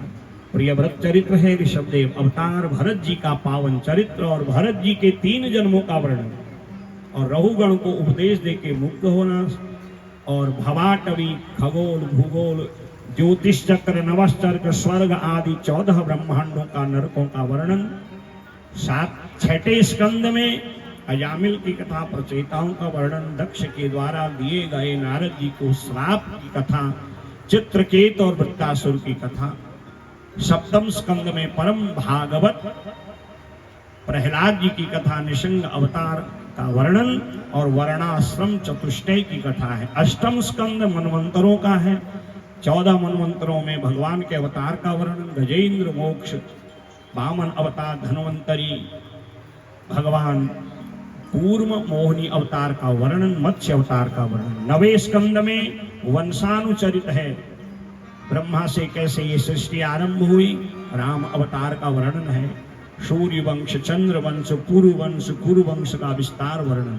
10वें स्कंद में 90 अध्याय हैं, पूर्वार्ध में 49 अध्याय, जिनमें भगवान के दिव्य अवतार का वर्णन, 4 वर्ष गोकुल लीला, 7 वर्ष वृंदावन लीला, 11 वर्ष और 14 वर्ष भगवान के मथुरा लीला का वर्णन। उत्तरार्ध में द्वारिका लीला का वर्णन, जिसमें भगवान 100 वर्ष तक द्वारिका में लीला किए। बलभद्र का रेवती से विवाह और भगवान का रुक्मिणी से 16,108 विवाहों का वर्णन है। नृग राजा की सदगति का वर्णन, राजसूय यज्ञ, शिशुपाल, दंतवक्त्र आदि का अंत और परम ब्राह्मणों के शिरोमणि सुदामा जी का पावन चरित्र और वेद स्तुति। 11वें स्कंद में पिंडारक क्षेत्र में यदुवंशियों को दिए गए श्राप का वर्णन है। 9 योगेश्वरों का वर्णन, दत्तात्रेय अवतार और उनके 24 गुरुओं की कथा, जिसको भागवत में अवधूतोपाख्यान कहा जाता है। और प्रभास क्षेत्र में आकर के भगवान के द्वारा 3 योगों का वर्णन और भागवत जी में प्रवेश करने की कथा है। और जरा व्याध का आकर के भगवान के चरणों में बाण मारना, बलभद्र भगवान का समुद्र में प्रवेश करना और भगवान का अपने गोलोक को प्रस्थान करने का वर्णन। 12वें स्कंद में कलयुग का धर्म, सुखदेव जी के द्वारा दिए गए अंतिम उपदेशों का वर्णन और राजा परीक्षित की मोक्ष गति का वर्णन। 12 माह के 12 सूर्यों का, भागवत के उपांगों का वर्णन और मार्कंडेय महात्मा के द्वारा भगवान की माया का दर्शन और बाल मुकुंद नारायण का दर्शन करने का वर्णन।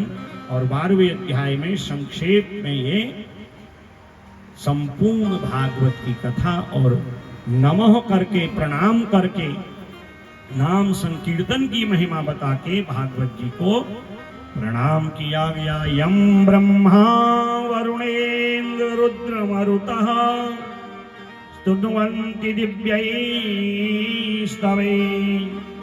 वेदे सांग पदक्रमोपनिषदे गायन्ति यं सागाः ध्यानावस्थितगतेन मनसा पश्यन्ति यं योगिनो यस्यान्तं न विदुषुरासुरगणा देवाय तस्मै नमः। जिनका कोई आदि अंत नहीं है, भक्तों पर कृपा करते हैं, ब्रह्मादि जी की स्तुति करते हैं, ऐसे भगवान श्री हरि को हम प्रणाम करते हैं। सूति जी ने 3रा मंगलाचरण किया और भागवत जी को विश्राम दिया है। तो श्रोताओं, ऐसी ये अद्भुत भागवत कथा है, कहने के लिए अभी बहुत कुछ है। अगर मैं 4-6 घंटा और बोलूं या 7 दिन और बोलूं, फिर भी कथा संपूर्ण नहीं हो सकती। कथा को विश्राम देना पड़ता है। आप सब लोग आए, आपने इस कथा को सुना। जब श्रोता आते हैं तो वक्ता की कथा और निखरती है। और यदि यजमान श्रद्धालु हो, भाव भक्ति वाला हो। हमारे सहयोगी विद्वान कल कह रहे थे, गुरुजी यजमान का परिवार देख के तो ऐसा मन लग रहा कि इनके ऊपर मेरे गोविंद की बड़ी कृपा है। और ध्यान पूर्वक एक भाव से, टक भाव से कथा श्रवण कर रहे हैं। और जब ये कृपा होती तभी अवसर मिलता है। यजमान जी का भी आग्रह था कि गुरुजी 1 बजे तक कथा विश्राम हो जाए। अब क्या करें, हम लोग तो वास्तव में पागल हैं, बहुत प्रयत्न करते हैं, पर समय को महाराज कहाँ हमारे बस का है। समय तो चलता रहेगा, 5-10 मिनट और में फिर उसके बाद आरती होगी। मैं आप सभी का धन्यवाद देता हूं। 2 श्लोकों का उच्चारण करेंगे और उसके बाद कथा को विश्राम देंगे। सबका मैं धन्यवाद करूंगा और बिहारी जी से एक प्रार्थना करते हैं, चले जाएंगे हम बिहारी जी, लखना लाज हमारी। और मौसम भी अनुकूल हो गया, भगवान ने कितना बढ़िया अनुकूल मौसम कर दिया। यज्ञ होते ही वर्षा हुई, ये कितनी अनुकूलता। यजमानों का मनोरथ सिद्ध, और शायद यजमान जी को लग रहा हो कहीं और बरस गए तो सब व्यवस्था नहीं, आपने उन पर विश्वास किया है तो वो भी आपके विश्वास को बनाए हैं। और ऐसा विलक्षण कम ही भागवतों में होता है, हम जो सोचते हैं वो हो जाता है। आप सभी लोग बड़े मनोभाव से यहाँ पर आए हैं।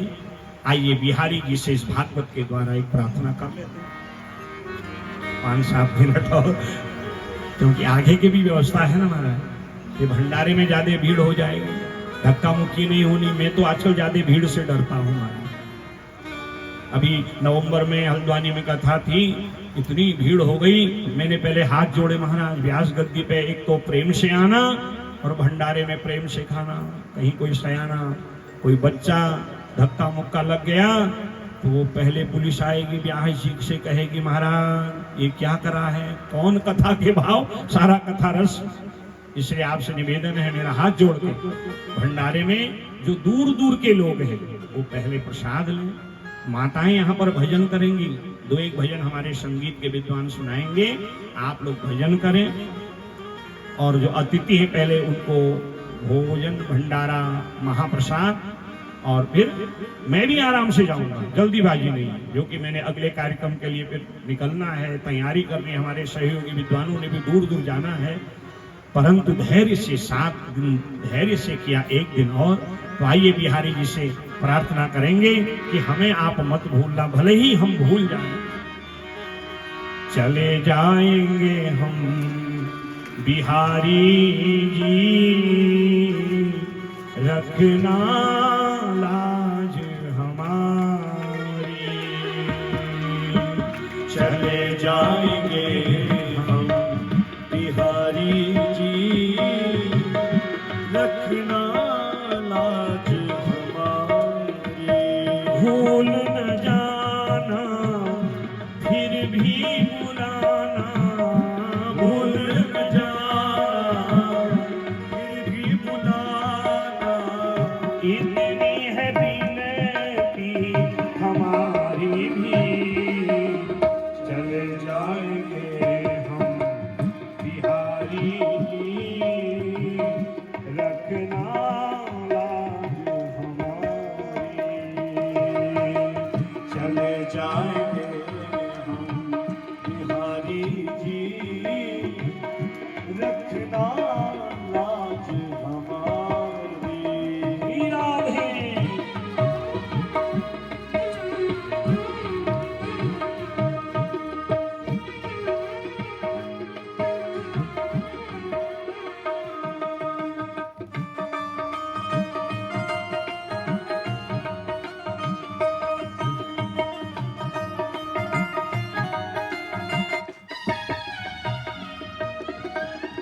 कैसे कहूँ क्या बीत रही है ओ मेरे बांके बिहारी। कैसे कहूँ क्या बीत रही है ओ मेरे बांके बिहारी। दर का भिखारी बना लो भगवन, इतनी सी अरज हमारी।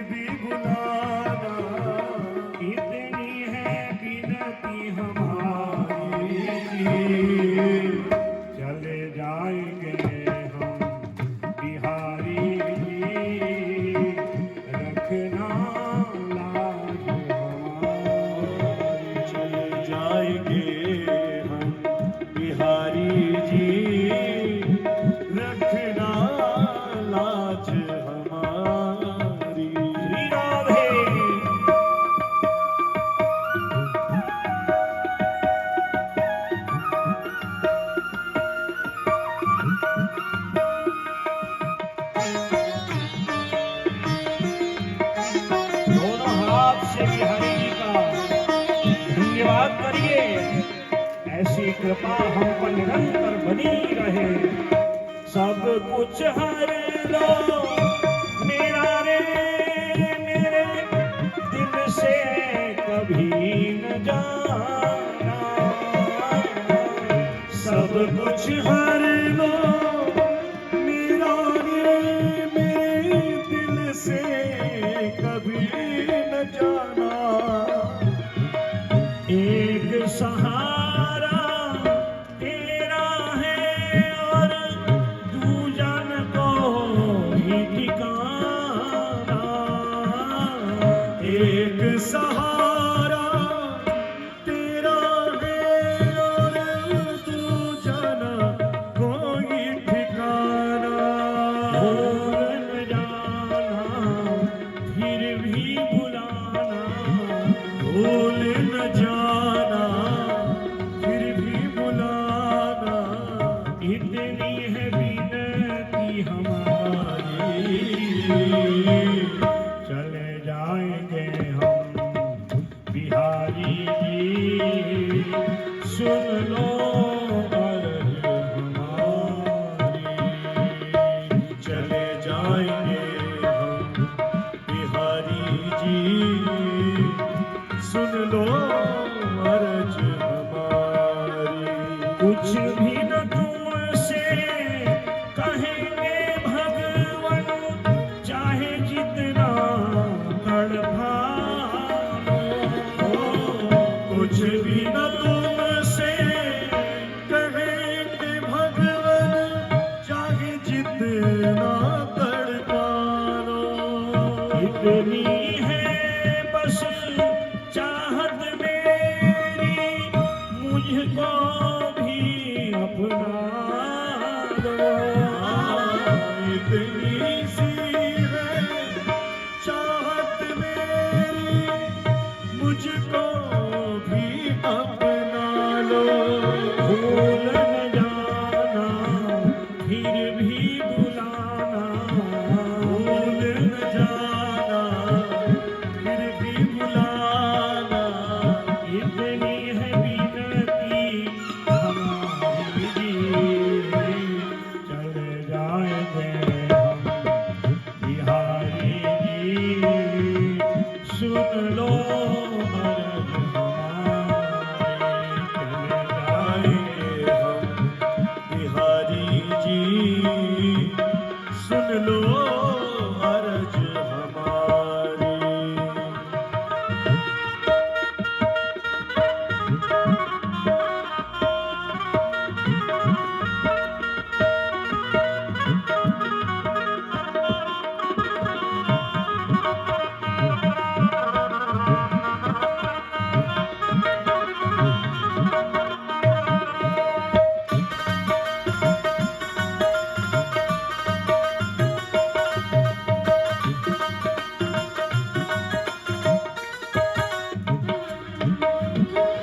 एक दिन हमको बुलाओगे प्रभु, अपना हमें बना कर। एक दिन हमको बुलाओगे प्रभु, अपना हमें बनाकर। इस जग में है हमें फंसाया, इससे हमें छुड़ा कर। जिस जग में है हमें फंसाया, उससे हमें छुड़ा कर। भूल न जाना फिर भी बुलाना। भूल न जाना फिर भी बुलाना। इतनी है अर्ज हमारी, चले जाएंगे हम बिहारी जी। सुन लो अर्ज हमारी।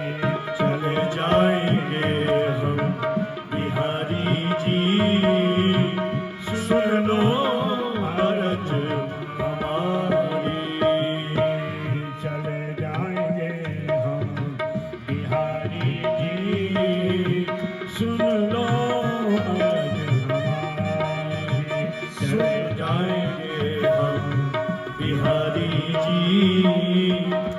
सुन लो अरज हमारी। बोले बाके बिहारी लाल की जय। सुनाने को बहुत है, तो समय की मर्यादा है। भागवत जी में लिखा है प्रोष्ठ पद्याम पौर्णमास्याम हेम सिंह समन्वितम ददाति यो भागवतम शयाति परमाम गतिम। जो भाद्र शुक्ल पूर्णिमा के दिन स्वर्ण के आसन में भागवत जी को परम वैष्णव वक्ता को दान करते हैं, फिर उनके लिए वैकुंठ आदि लोक में ही स्थान होता है, फिर वो संसार में नहीं भटकते हैं। भागवत में लिखा है कि भागवत के श्लोक सुनना चाहिए, उच्चारण करना चाहिए।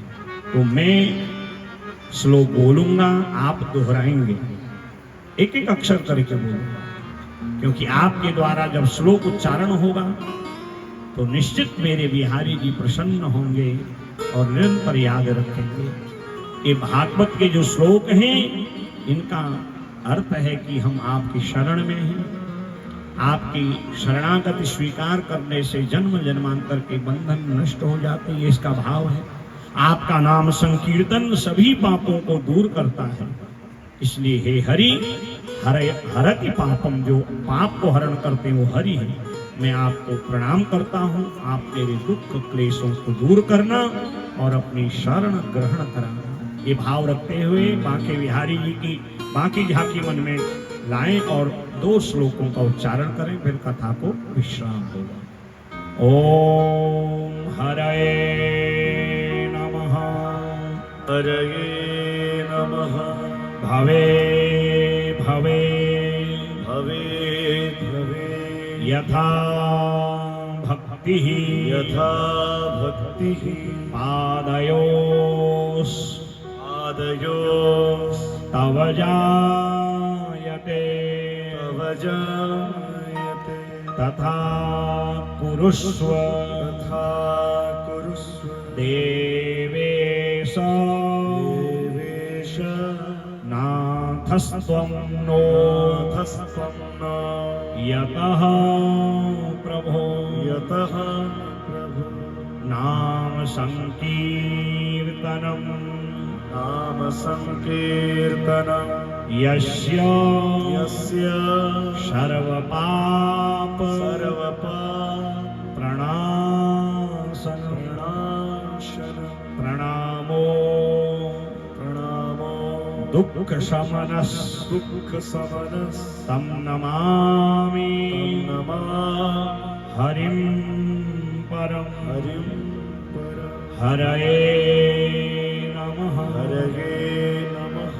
बोले भागवत भगवान की जय।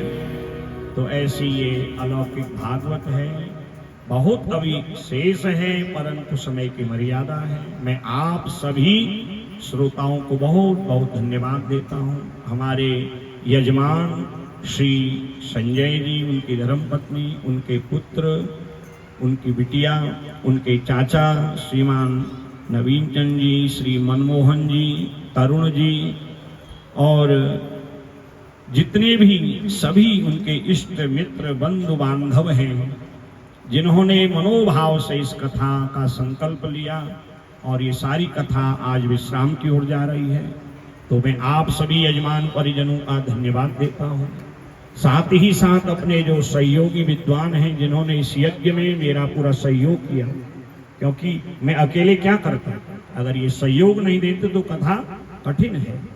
तो इसे भागवत महापुराण में हमारे यजमान के स्नेही श्री पंत जी हैं और इस कथा के सूत्रधार भी हैं, तो मैं पंत जी का भी स्वागत करता हूँ।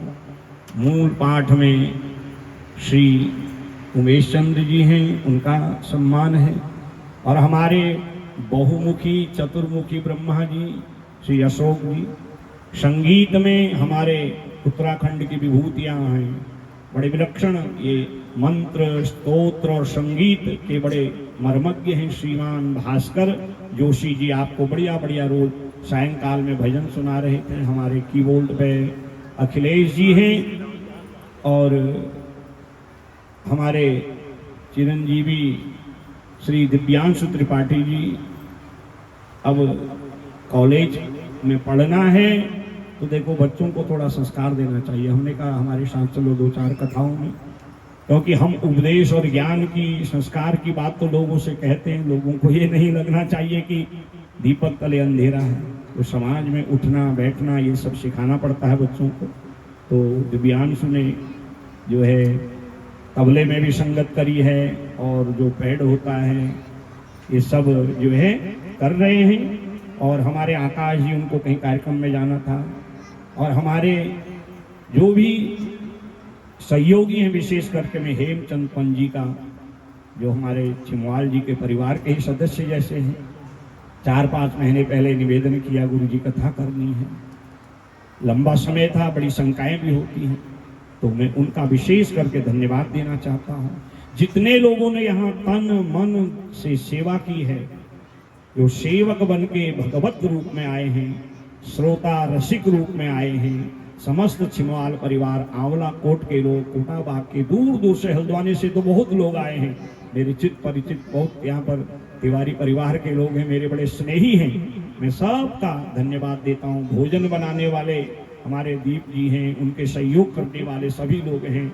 ये साउंड व्यवस्था देखने वाले हैं होरी जी हमारे, और ये टेंट की व्यवस्था है, और जो भंडारा में प्रसाद बन रहा है वो सब लोग, अब मैं एक एक का नाम तो न बोल सकता हूँ, न जानता हूँ।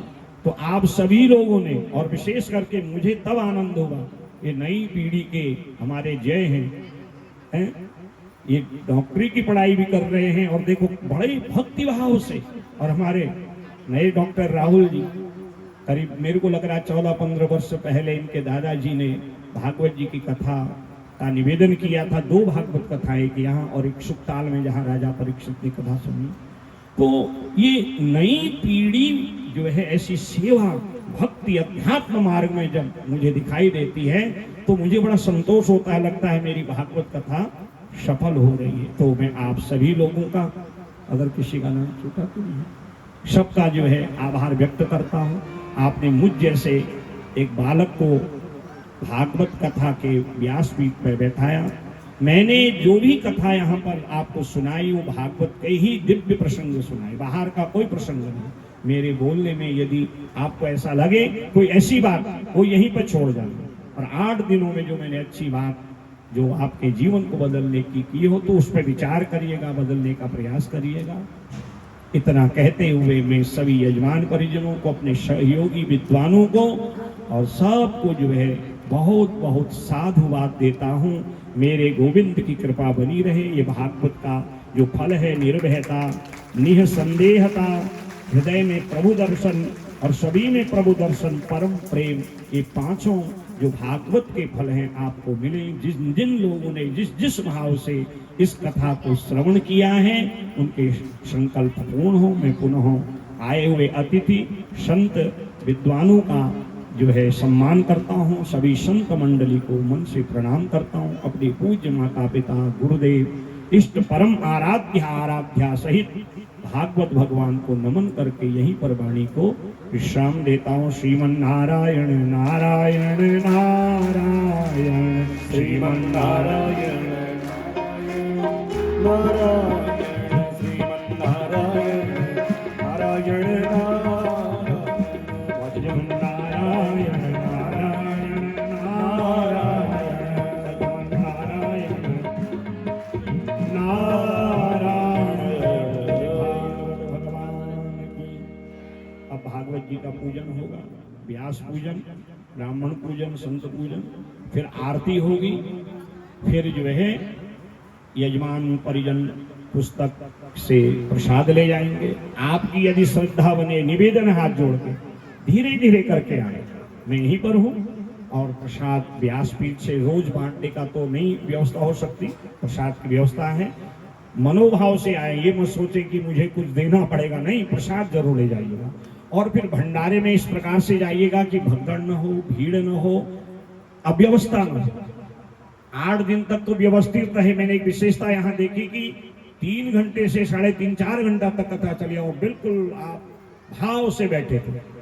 और कहीं अंतिम दिन जाते जो है वहाँ हलचल न हो, तो शांति से हाथ जोड़ के निवेदन है सब लोग प्रसाद महाप्रसाद भंडारे का लें, पर व्यवस्थित होकर के सेवा करते हुए, सेवा का भाव रखते हुए, तो तब ये हमारे लिए भागवत कल्प वृक्ष बनेगी। सर्वे भवन्तु सुखिनः, सर्वे सन्तु निरामया, सर्वे भद्राणि पश्यन्तु, मा कश्चित् दुःखभाग् भवेत्। पूर्णमदः पूर्णमिदं पूर्णात् पूर्णमुदच्यते, पूर्णस्य पूर्णमादाय पूर्णमेवावशिष्यते।